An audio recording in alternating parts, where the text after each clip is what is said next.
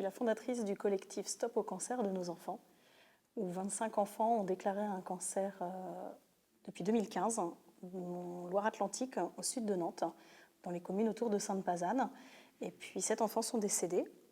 Et puis mon autre casquette, je suis secrétaire du nouvel Institut citoyen de recherche et de prévention en santé environnementale, qui vient juste d'être créé. Alors, ce colloque, c'est organisé par les mutuelles. C'est un grand merci de pouvoir y participer. Leur engagement, il est indispensable. Et je pense qu'on peut travailler ensemble pour un avenir avec des enfants en bonne santé, en liant et la santé et l'environnement, parce qu'aujourd'hui, c'est plus dissociable. Les pollutions de notre environnement amènent des maladies comme les cancers.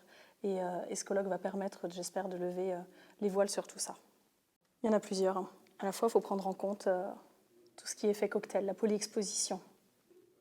Et un autre enjeu qui est très important, c'est de prendre en compte les fenêtres d'exposition que sont les périodes fœtales, de l'enfance, de l'adolescence, parce que ces périodes-là, les enfants sont beaucoup plus à risque de développer des maladies.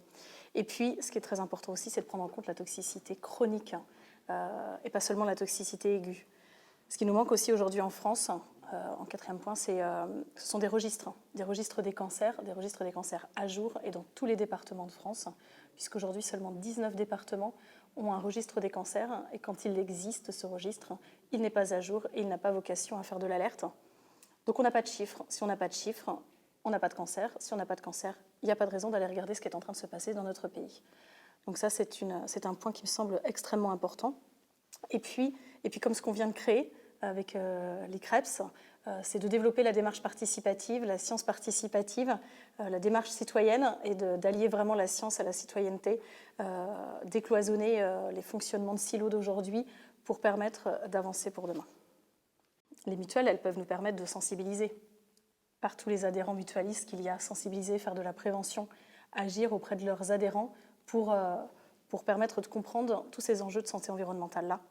Et puis le deuxième axe, c'est bien sûr, je l'espère en tout cas, c'est de pouvoir financer la recherche, nous aider, comme à l'Institut, à financer la recherche sur la question des cancers de l'enfant, mais finalement sur toutes les questions de pathologie environnementale.